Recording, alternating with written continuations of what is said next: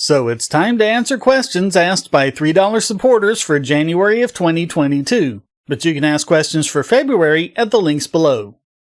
We'll start on Patreon, where Darth Vega asks, I have a friend who suggests that traffic tickets should be based on the offender's ability to pay. The idea being that wealthy drivers should have to pay more because a small fine doesn't exactly persuade them to follow the rules, and poorer drivers may have a hard time coming up with the money. What are your thoughts on this? From what I can tell, there really isn't a point to traffic tickets or most traffic laws anyway. Every time someone tries to design a road without speed limits or traffic lights or whatever, it works a lot better. I've made videos about that before.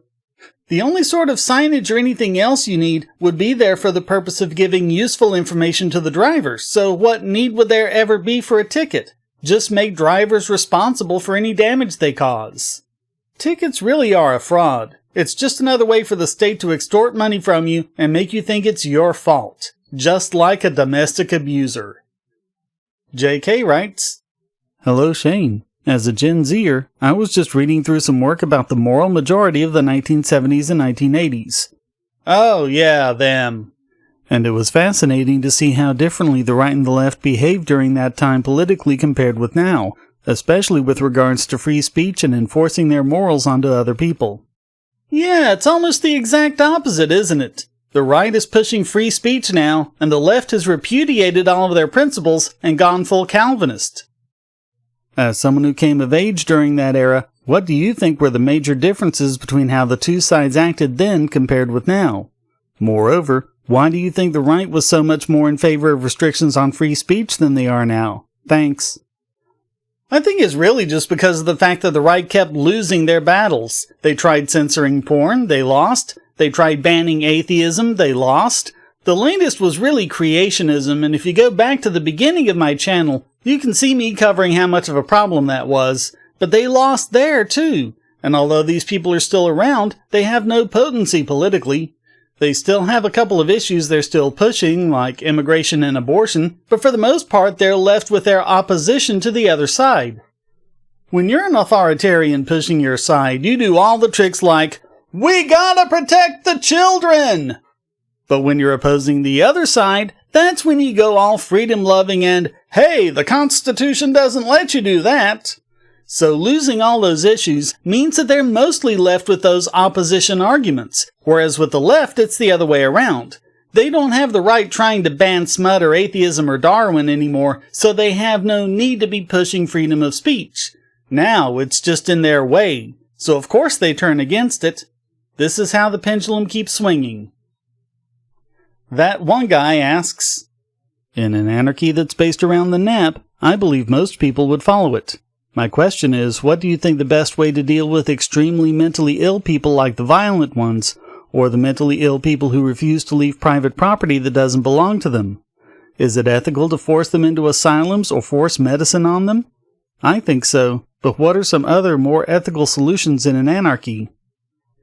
You have liberty because you're a sapient being. You're capable of making wise decisions and taking responsibility for them.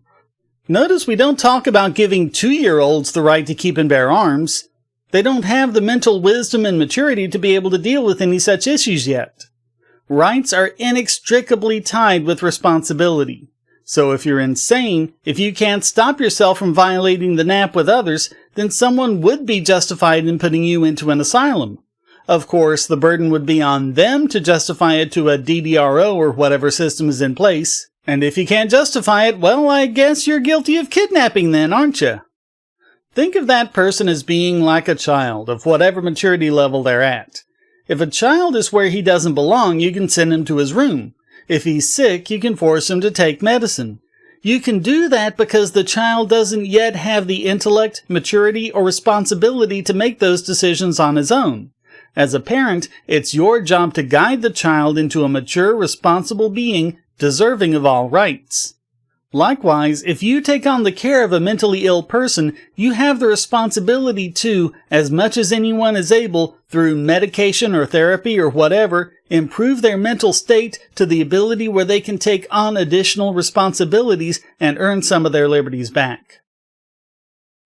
Finally, over on Subscribestar, Tomasz Urbański asks, How to handle people saying you should hate free market as much as you hate government imposing itself more and more on people. The argument then goes something like this. The corporations are stronger than governments. They control the world. Therefore, free market is bad.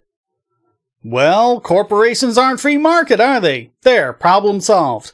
Corporations can only exist because of the protections they get from government. Get rid of government, and those protections go away. They just become another business.